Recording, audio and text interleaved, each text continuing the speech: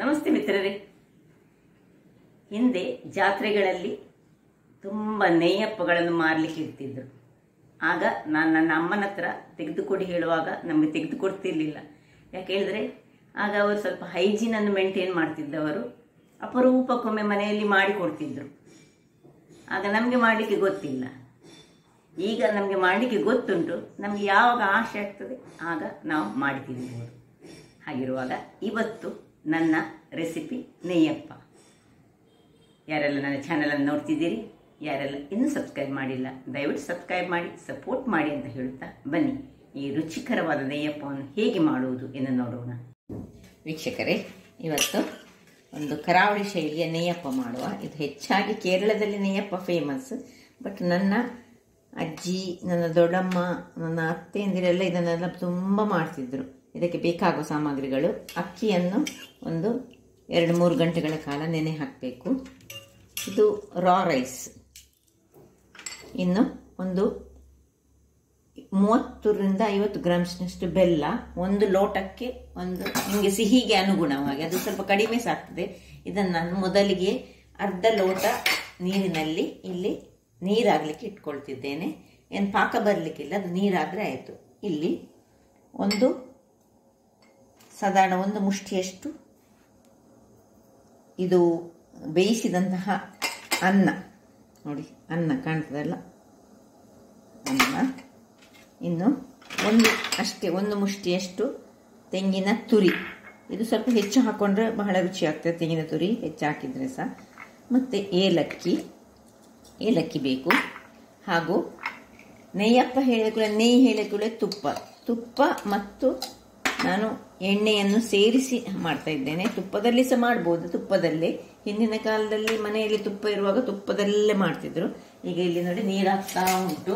ನೀರಾಗುವುದನ್ನು ಸ್ವಲ್ಪ ಅದಕ್ಕೆ ಇದು ಫುಲ್ಲು ನೀರು ಹಾಕ್ಕೊಳ್ಳಿ. ನೀರಾಗಿದ್ದು ತಣ್ಣಗಾಗಬೇಕು, ಆಮೇಲೆ ನಮ್ಮ ಕೆಲಸ. ವೀಕ್ಷಕರೇ ನೋಡಿ, ಬೆಲ್ಲ ನೀರಾಯಿತು, ಪಾಕ ಬರಲಿಕ್ಕಿಲ್ಲ. ಇದನ್ನೀಗ ಆಫ್ ಮಾಡ್ಕೊಳ್ತಿದ್ದೇನೆ. ಇದನ್ನೀಗ ತಣ್ಣಗಾಗಲಿಕ್ಕೆ ಬಿಡ್ತೇನೆ. ವೀಕ್ಷಕರೇ ನೋಡಿ, ಬೆಲ್ಲ ತಣ್ಣಗಾಗಿದೆ. ಈಗ ಇದರಲ್ಲೆಲ್ಲ ಕಸ ಇರ್ತದಲ್ಲ, ಅದರಿಂದಾಗಿ ಅದನ್ನು ಸ್ವಲ್ಪ ಗಾಳಿಸ್ಲಿಕ್ಕುಂಟು. ಈಗ ಗಾಳಿಸೋ ಮೊದಲು ಇಲ್ಲಿ ಈ ಅಕ್ಕಿಯನ್ನು ಇದರಲ್ಲಿ ಹಾಕೊಳ್ತಿದ್ದೇನೆ.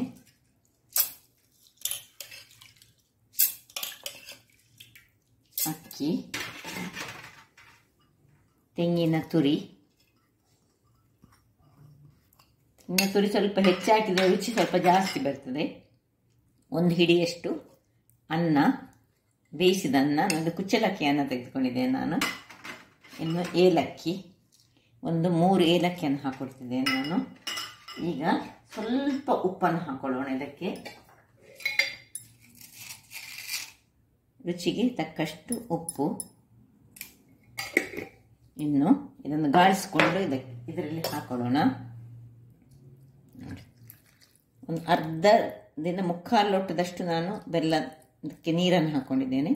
ಇದನ್ನೀಗ ಹಾಕ್ಕೊಂಡು ಇದನ್ನು ಒಳ್ಳೆ ಫೈನ್ ಬೇಡ, ತುಂಬ ಹದದಲ್ಲಿ ಗ್ರೈಂಡ್ ಮಾಡ್ಕೊಂಡು ತರ್ತೇನೆ. ವೀಕ್ಷಕರೇ ನೋಡಿ, ಇಷ್ಟು ಗ್ರೈಂಡ್ ಆಗುವಾಗ ನಾನೀಗ ಇದಕ್ಕೆ, ಕೆಲವರು ಮೈದಾ ಹಾಕ್ತಾರೆ, ನಾನು ಮೈದಾ ಹಾಕ್ತಿಲ್ಲ. ನಾನು ಗೋಧಿಯ ಹುಡಿಯನ್ನು ಹಾಕ್ಕೊಳ್ತಿದ್ದೇನೆ. ಈಗ ಇದಕ್ಕೆ 2 ಚಮಚಗಳಷ್ಟು ಗೋಧಿಯ ಹುಡಿಯನ್ನು ಹಾಕೊಳ್ಳೋಣ. ಹಾಕ್ಕೊಂಡು ಪುನೊಮ್ಮೆ ಸ್ವಲ್ಪ ಗ್ರೈಂಡ್ ಮಾಡ್ತೇನೆ. ಜಸ್ಟ್ ಒಂದು ಮಿಕ್ಸ್ ಮಾಡಿಕೊಳ್ಳಿಕ್ಕೆ ಗ್ರೈಂಡ್ ಮಾಡಿ ತರ್ತೇನೆ. ವೀಕ್ಷಕರೇ ನೋಡಿ, ಹೀಗೆ ಗ್ರೈಂಡ್ ಆಯಿತು, ಸಾಕು. ಇಷ್ಟಾದರೆ ನಮಗೆ ತುಂಬ ಫೈನಾಗಿ ಬೇಡ, ಸ್ವಲ್ಪ ಕಸಕಸ ಇದ್ದರೆ ಒಳ್ಳೆಯದು. ಈಗ ಇದನ್ನೊಂದು ಬೌಲಿಗೆ ಟ್ರಾನ್ಸ್ಫರ್ ಮಾಡಿಕೊಳ್ತಿದ್ದೇನೆ. ಇನ್ನು ಇಲ್ಲಿ ಒಂದು ಬಾಣಲೆಯನ್ನು ಆನ್ ಮಾಡಿಟ್ಕೊಂಡಿದ್ದೇನೆ. ಅದರಲ್ಲಿ ಆಗ ನಾನು ನಿಮಗೆ ತೋರಿಸಲಿಲ್ಲ, ಡ್ರೈ ಕೋಕೋನಟ್ಸ್ ಆಗ್ತದೆ, ಅಥವಾ 1 ಚಮಚದಷ್ಟು ತುಪ್ಪ ಹಾಕ್ಕೊಂಡಿದ್ದೇನೆ. ಅದರಲ್ಲಿ ಈ ತೆಂಗಿನ ತುರಿಯನ್ನು ಸಣ್ಣದಾಗಿ ಕಟ್ ಮಾಡ್ಕೊಳ್ಬೇಕು. ತೆಂಗಿನಕಾಯಿಯನ್ನು ಸಣ್ಣದಾಗಿ ಕಟ್ ಮಾಡಿಕೊಂಡು ಈ ತುಪ್ಪದಲ್ಲಿ ಚೂರು ಹುರಿದುಕೊಳ್ಳೋಣ.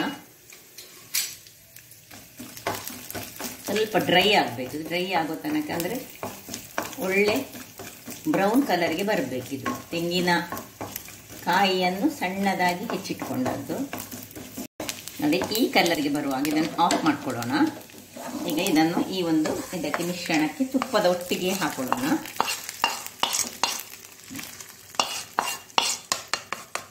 ಇನ್ನು ಒಳ್ಳೆ ಮಿಕ್ಸ್ ಕೊಡೋಣ ಇದಕ್ಕೆ.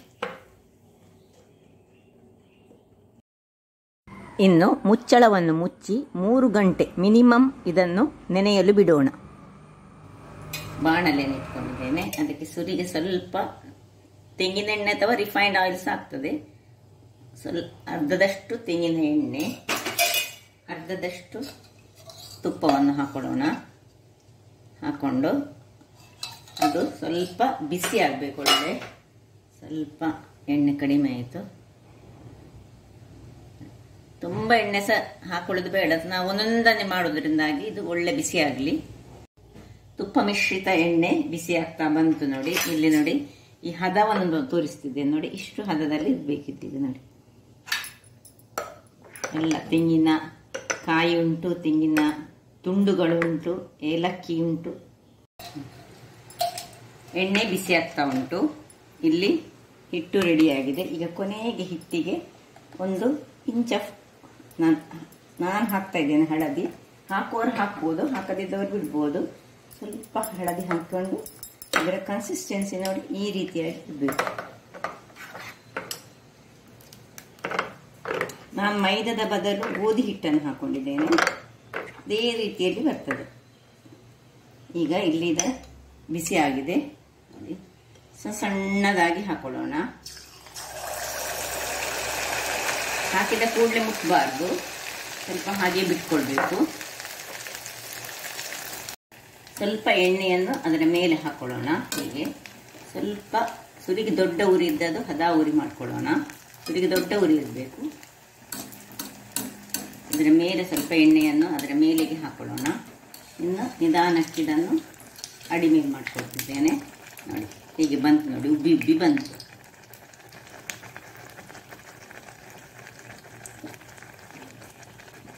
ಈಗ ಹದ ಉರಿಯಲ್ಲಿ ಕಾಯಿಸ್ಕೊಳ್ಳೋಣ. ಸುರಿಗೆ ದೊಡ್ಡ ಉರಿ ಇರಬೇಕು.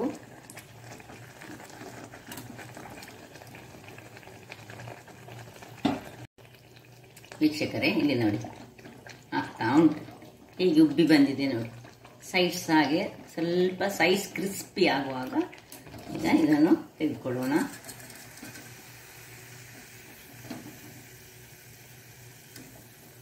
ತುಪ್ಪದಲ್ಲೇ ಕರಿಬಹುದು. ತುಪ್ಪದಲ್ಲಿ ಕರಿದ್ರೆ ಸಹ ಚೆನ್ನಾಗಿ ಬರ್ತದೆ.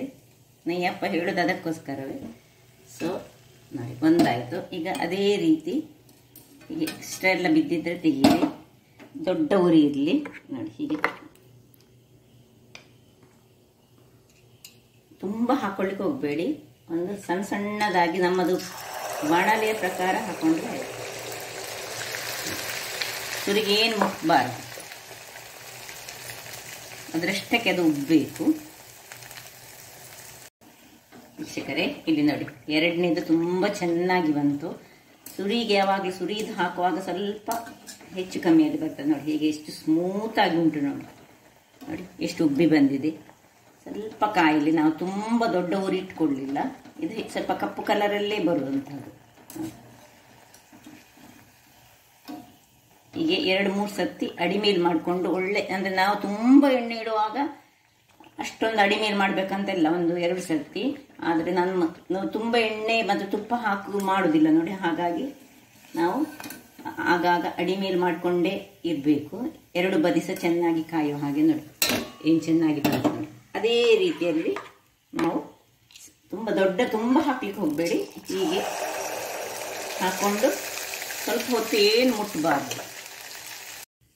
ನೋಡಿ, 3ನೇದು ಸಹ ಎಷ್ಟು ಚೆನ್ನಾಗಿ ಬಂತು ನೋಡಿ. ಎಷ್ಟು ಸಾಫ್ಟ್ ಆಗಿ ಉಂಟು. ಈಗ ಅದೇ ರೀತಿ ಇನ್ನು ಎಲ್ಲವನ್ನು ಮಾಡಿಕೊಳ್ತೇನೆ.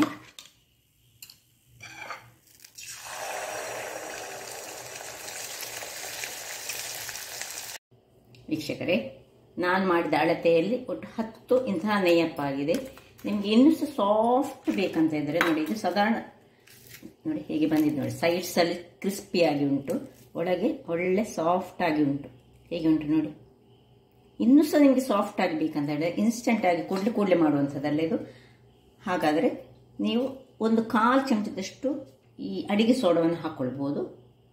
ಹಾಗಾದರೆ ನೋಡಿದ್ರಲ್ಲ ಹೊರಗೆ ಒಳ್ಳೆ ಮಳೆ ಬರ್ತಾ ಸಹ ಉಂಟು. ಈಗ ಸಂಜೆಯ ಕಾಫಿಗೆ ಬಹಳ ರುಚಿಕರವಾದ ಒಂದು ನೆಯ್ಯಪ್ಪವನ್ನು ನಾನು ಮಾಡಿದ್ದೇನೆ. ಬಹಳ ಟೇಸ್ಟಿಯಾಗಿ ಬಂದಿದೆ ನೋಡಿ. ಹೀಗೆ ಒಳಗೆ ಪದರ್ಸು ಬಂದಿದೆ ನೋಡಿ. ಹೀಗೆ ಹೆಚ್ಚಾಗಿ ನಾವು ಸಂತೆಗಳಲ್ಲೆಲ್ಲ ನಾವು ಇದನ್ನು ಹಿಂದಿನ ಕಾಲದಲ್ಲಿ ನೋಡ್ತಿದ್ದೆವು.